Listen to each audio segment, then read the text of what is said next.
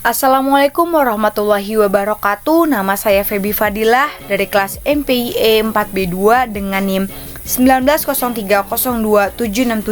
Di video kali ini, saya akan menjelaskan explanatory factor analysis atau biasanya disebut dengan EVA. Untuk itu, kita persiapkan data RAW minggu lalu.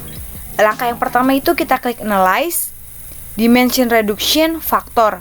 Untuk datanya kita pindahkan terlebih dahulu ke variabel, klik Descriptive, klik KMO, klik Anti-Image, lalu Continue. Klik Extraction, klik Scatter Plot, jangan lupa Eigen Value-nya itu 1, lalu Continue. Klik Rotation, klik Varimax, lalu Continue. Klik Score, klik Save as Variable, jangan lupa kita klik Display Factor, lalu Continue. Klik Option, kita klik Sorted by Size, Continue, lalu OK. Ini merupakan data output faktor analisis ya, bisa kita lihat. Untuk KMO-nya ini hasilnya 0,528, dimana dapat dinyatakan valid karena sudah melebihi dari angka minimumnya itu yaitu 0,5. Selanjutnya tabel anti-image matrix di anti-image correlation yaitu SATSQ1 sampai dengan SATSQ7, dimana angkanya ini terdapat huruf A di atasnya yang berbentuk diagonal, maka dapat dinyatakan valid. Sekarang kita lihat tabel commonalities, yaitu sumbangan efektif dari masing-masing indikator. Bisa kita lihat SATSQ1 extraction-nya itu 0,695 sampai dengan akhir. Sekarang kita lihat tabel total variance explained, di mana menunjukkan persentase varian dari setiap komponen yang ada. Untuk di bagian initial Eigen Value-nya itu di variance di presentasi variance ini kita bisa lihat dari komponen 1 sampai dengan 7. Untuk extraction-nya ini yaitu faktor yang terbentuk dari komponen 1, 2, 3. Begitupun dengan rotation sama dengan extraction. Selanjutnya kita akan ke scatter plot, menunjukkan berapa faktor yang akan terbentuk. Bisa kita lihat di Eigen Value-nya itu. Untuk mengingat Eigen Value-nya bisa kita lihat di perhitungan tadi, yaitu klik Analyze, Dimension Reduction, Factor di bagian Extraction. Nah, bisa kita lihat Eigen Value-nya itu 1, maka nilai faktor yang terbentuk itu harus di atas angka 1, seperti itu. Eigen Value-nya itu 1, kita tarik.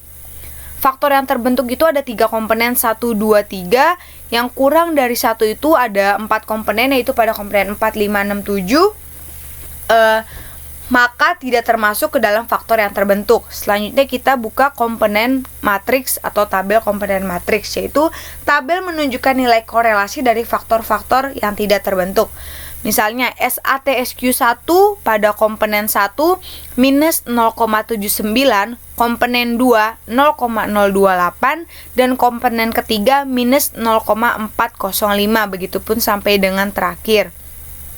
Sekarang tabel rotate komponen matriks, tabel item mana saja yang termasuk dalam komponennya. Kita lihat dari skor tertinggi dan masuk pada komponen keberapa, yaitu SATSQ7 tertinggi pada komponen kedua yaitu 0,68, SATSQ1 tertinggi itu pada komponen ke-1 yaitu 0,782, SATSQ2 tertinggi itu pada komponen kedua yaitu 0,77, SATSQ6 tertinggi itu pada komponen ke-1 yaitu 0,348, SATSQ3 tertinggi itu pada komponen ke-1 yaitu 0,287, dan SATSQ4 tertinggi itu pada komponen ketiga yaitu 0,798, dan SATSQ5 tertinggi itu pada komponen kedua yaitu 0,391. Sekarang kita lihat tabel komponen